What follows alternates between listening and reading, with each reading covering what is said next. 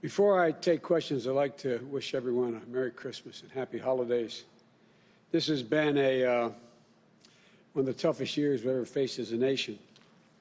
And the pandemic, the economic crisis, calls for racial justice, historic and punishing wildfires and storms. So this season of reflection carries a much deeper meaning than it usually does. Over 320,000 lives lost to this virus.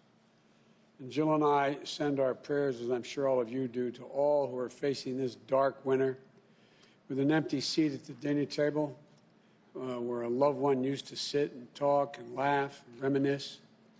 Our hearts go out to all of you who have fallen on hard times, through no fault of your own, I might add. Unable to sleep at night, weighed down with the worry of what tomorrow will bring for you and for your family. We're especially grateful for the healthcare workers on the front lines, the scientists, the researchers, the clinical trial participants on the front lines of the vaccine who deserve our thanks and who delivered us scientific breakthrough. And for all of you who have deployed family members in the military, we know what it's like. We know what that experience is like, how difficult it can be, especially at this time of the year. Our family knows your sacrifice, and our hearts are always with you. But keep the faith. Throughout this year, we had to forego many of our favorite holiday traditions we have as families, as communities, and as a country. For the Bidens, we usually have 20 to 25 family members over for Christmas dinner. And then the immediate family, 14 of our kids and grandkids and their spouses for coming down the stairs on Christmas morning, but not this year. Like we did over Thanksgiving, we all have to care enough for each other that we have to stay apart just a little bit longer. I know it's hard. We have a long way to go, but we're grateful that we've got the vaccine. And yesterday, in an effort to instill some confidence in the vaccine, I had my shot administered in public, and I got a chance to thank all those nurses and docs at Christiana Hospital for what they've been putting up with and doing for so long. I look forward to the second shot, and I have absolute confidence in the vaccine. But we're in short supply. Taking the vaccine from a vial into the arm of millions of Americans is one of the biggest operational challenges the United States has ever faced. We're 300 million people. And we're going to take many more months for that to happen. In the meantime, this pandemic rages on.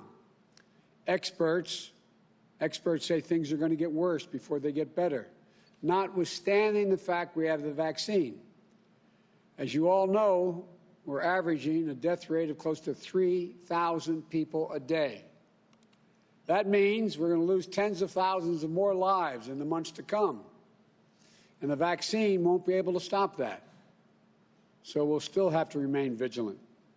We need everyone to mask up, stay socially distanced, avoid large gatherings, particularly inside. We need to work in a bipartisan way. That's the only way we're going to get through this in tough times. And we have our first hint and glimpse of bipartisanship. I applaud the Congress, their economic relief package that included funding for vaccine distribution, much-needed temporary relief for workers, families, and small businesses. In this election, the American people made it clear they want us to reach across the aisle and work together on matters of national concern to get something done. And I believe that to be the case from the very beginning of my campaign, and I'm happy to see members of Congress heeding that message as well from their own constituents. Leaders in both House and Senate, both parties, deserve credit for making the hard compromises to get this done. But like all compromises, it's far from perfect. But it does provide vital relief at a critical moment. However, as I've said all along, this bill is just the first step, a down payment in addressing the crises, more than one that we're in. There's a lot more work to do. Early next year, I'm going to put forward to the Congress my plans for what comes next. We'll need more help to fully distribute the vaccine. We're going to need more testing in order to be able to open our schools. We're going to need more funding to help firefighters and police, many of whom are being laid off as I speak. And the same with nurses, risking their lives in the front lines. The same for millions of hurting families who are unable to put food on the table, pay rent, or the mortgage. Unemployment's extended for another 10 weeks. It's going to take a lot longer than that. But Congress did its job this week. And I can and I must ask them to do it again next year. But even with the changes in approach I'm going to put in place in late January, people are still going to be getting sick and dying from COVID. One thing I promise you about my leadership during this crisis, I'm going to tell it to you straight. I'm going to tell you the truth. And here's the simple truth.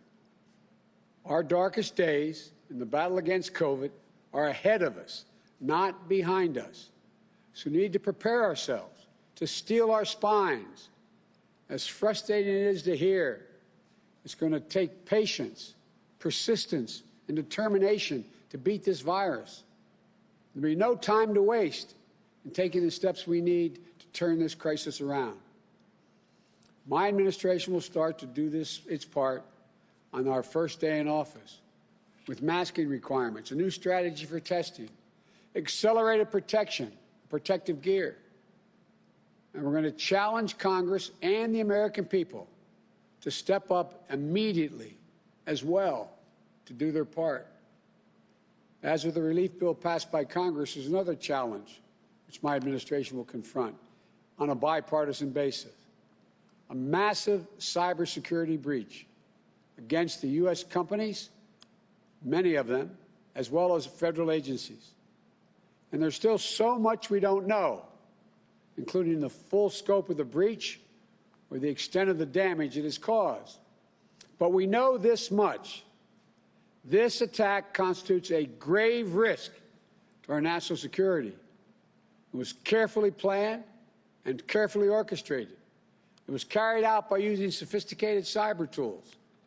The attackers succeeded in catching the federal government off guard and unprepared. Foreign actors have been working this breach since late last year, at least last year, setting the landscape to compromise our systems, scraping up sensitive information from our world-class tech sector and from private businesses and from United States government agencies. The truth is this: the Trump administration failed to prioritize cybersecurity. It did that from eliminating or downgrading cyber coordinators in both the White House and at the State Department, to firing the director of Cyberspace and Infrastructure Security Agency, to President Trump's irrational downplaying of the seriousness of this attack. Enough's enough. In an age when so much of our lives are conducted online, cyber attacks must be treated as a serious threat by our leadership at the highest levels. We can't let this go unanswered. That means making clear and publicly who is responsible for the attack and taking meaningful steps to hold them in account. Initial indications, including from Secretary Pompeo, Secretary of State, and Attorney General William Barr, suggest that Russia is responsible for this breach. It certainly fits Russia's long history of reckless, disruptive cyber activities. But the Trump administration needs to make an official attribution. This assault happened on Donald Trump's watch, when he wasn't watching. It's still his responsibility as president to defend American interests for the next 4 weeks. But rest assured that even if he does not take it seriously, I will. While I'm disappointed by the response of President Trump, I was pleased to see leaders in both parties in the Congress speak out loudly and clearly on this attack. Again, I want to thank prominent Republicans in the Senate, particularly for speaking out. It's a sign that with the new administration, we can confront these threats on a bipartisan basis with a united front here at home. That should be encouraging to the American people and a warning to our adversaries. In the meantime, the President's team for the next 4 weeks need to cooperate fully, which they haven't been doing, to share information that becomes available on both the impact and our response to ensure a smooth transition to protect the American people as administrations change. Over the next month, I intend to continue focusing on building my team so that the right people are in place on day one of my administration to take over this effort, to prioritize cybersecurity across the board.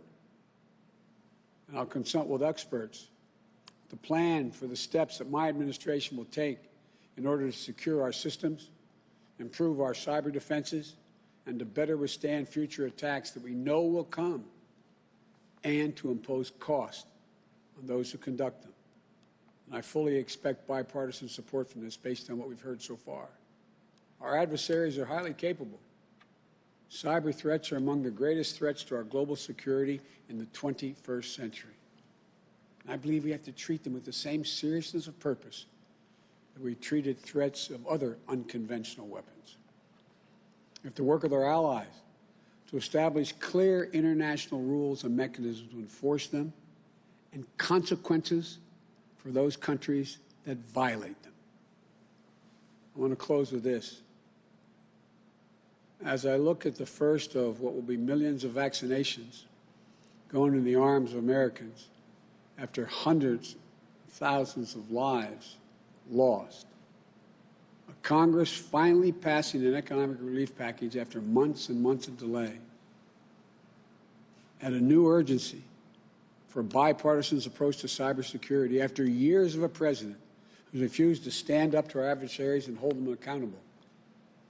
I'm reminded of a quote this season from a Jesuit priest named Alfred Delp.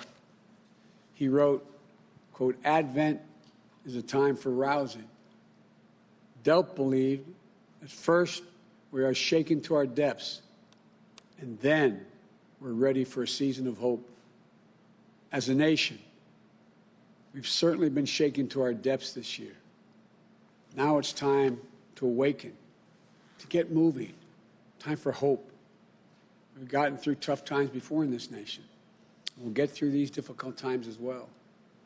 And we'll do it by coming together, by working with one another, by being, you've heard me say many times, what we are at our best, the United States of America. There are certain things that rise way above partisan differences that threaten the United States. There are national security interests that require us to cooperate. And I'm confident we'll be able to do that. After a year of pain and loss, it's time to unite, to heal, to rebuild. For all those who are suffering right now, who've had enormous loss, and lie awake at night wondering what tomorrow's bring, I'd say, well, God bless you all, and I promise you, we're going to continue to push as hard as we can to finish the job. May God bless you all. May God protect our troops. Merry Christmas and happy holidays to you all. Now I'll be happy to take some questions. Megan, I'll let you tell me who's